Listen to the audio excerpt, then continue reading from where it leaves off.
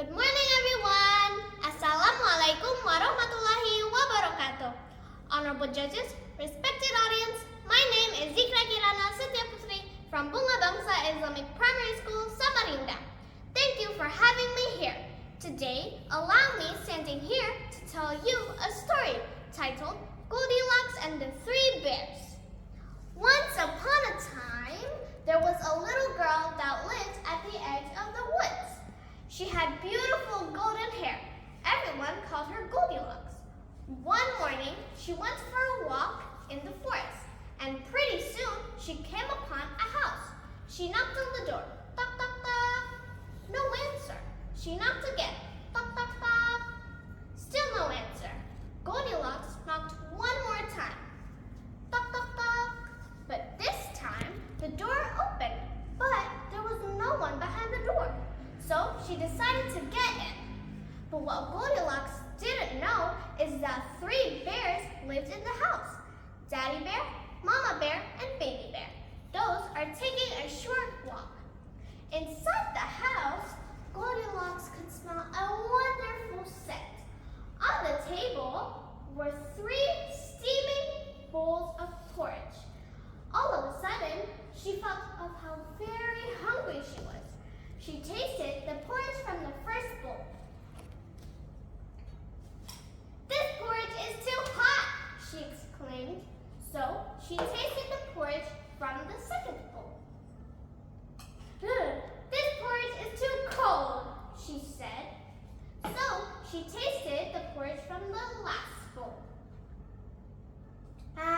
"This porridge is just right," she said happily as she ate it all up.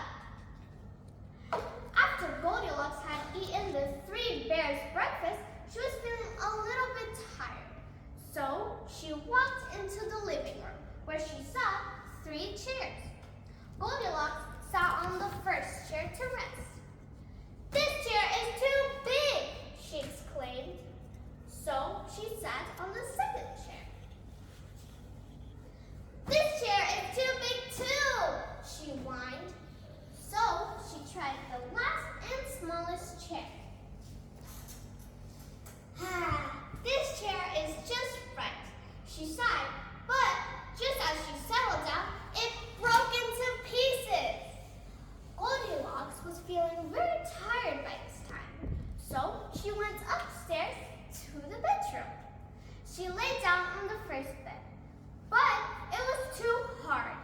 Then she lay down on the second bed, but it was too soft. Then she lay down on the third bed.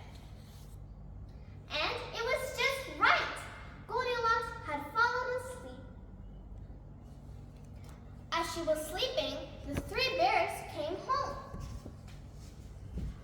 "Someone's been eating my porridge," growled Papa Bear. "Someone's been eating my porridge too," said Mama Bear.